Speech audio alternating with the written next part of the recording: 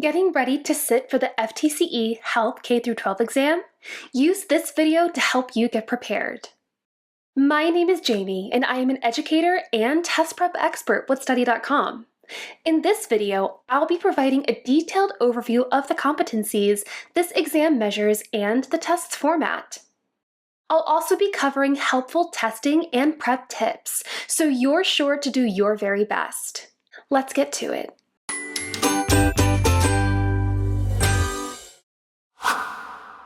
If you want to be a health teacher in Florida, you'll need to pass the FTCE Health exam to get certified. Passing this exam allows you to teach health topics to elementary, middle, and high school students. The exam is designed to measure your understanding of content knowledge and instructional strategies used in teaching health topics. The exam consists of 16 competencies. Get ready, we're going to go over all of them. There are 3 pedagogical topics: the foundation, theories, and principles of health education, which is about 6% of the questions on the test. Health education standards and health literacy is another 6% of the exam. And the largest competency, accounting for 10%, are questions on health education instructional practices. Interpersonal health makes up 8% of the questions, and 9% of the questions are on sexual health. The mental and emotional health competency is 7% of the exam. At 6% each, you'll see questions on human anatomy and physiology and pathology, and prevention of human diseases and disorders. Personal health behaviors and wellness is also 6% of the entire exam, while nutrition and physical fitness questions make up 7%. Substance abuse, and dependency and addictive behaviors are around 9% of the questions, and the knowledge of violence prevention and intervention is 7%. Questions making up consumer health-related practices and media literacy account for 3%, and 4% is dedicated to unintentional injury and safety practices. Finally, both the community health competency and the environmental health competency make up 3% each of the questions on the test. The exam has 80 multiple choice questions. You will have 2 hours and 30 minutes to complete the test. My first tip is read each question thoroughly. Be sure you understand what information is being asked for. Look out for those tricky ones. This leads me to my next tip. Be aware of questions with the words least, except, and not that ask for the answer that least rather than best fits the question. Ready to explore each of the FTCE health competencies?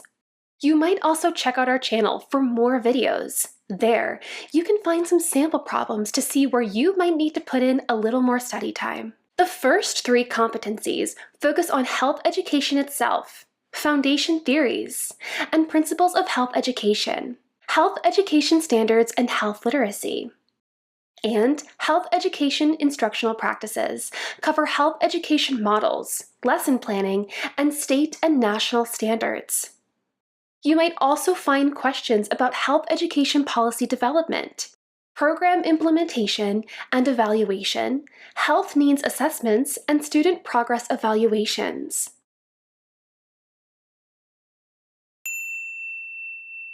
The next 3 health competencies are interpersonal health, sexual health, and mental and emotional health. Questions in these competencies are going to address physical, mental, emotional, and relational health development.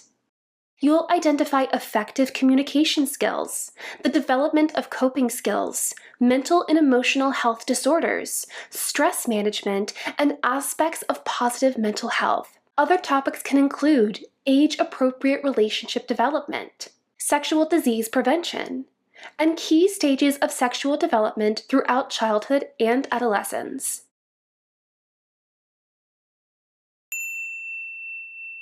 Questions making up the 2 competencies, human anatomy and physiology, and pathology and prevention of human diseases and disorders, address human body systems and their functions, disease transmissions, and symptoms of various diseases.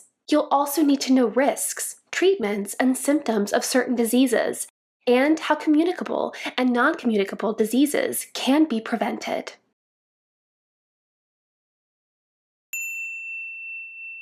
For the personal health behaviors and wellness competency, you need to be familiar with individual health strategies like setting goals and making the right decisions. Questions in the nutrition and physical fitness competency address proper nutrition intake, fitness assessment, food guides, eating disorders, and the benefits of exercise.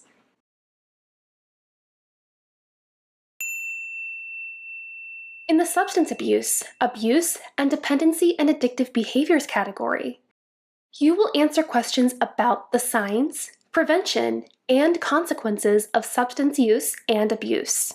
Violence prevention and intervention questions ask about situations that lead to abusive and violent behavior, the effects of bullying, and strategies for preventing violent behavior.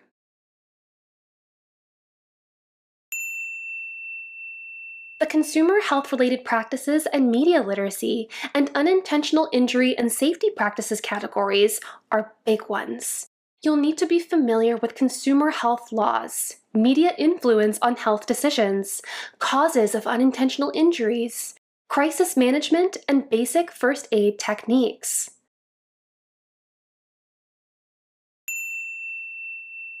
The community health competency is designed to measure your understanding of the impact of public health policies, how data is interpreted to determine risk in community health, and the effectiveness on resources on community health. For the environmental health category, expect to answer questions about environmental influences on human behavior, the effects of environmental hazards, and the development and improvement of environmental quality.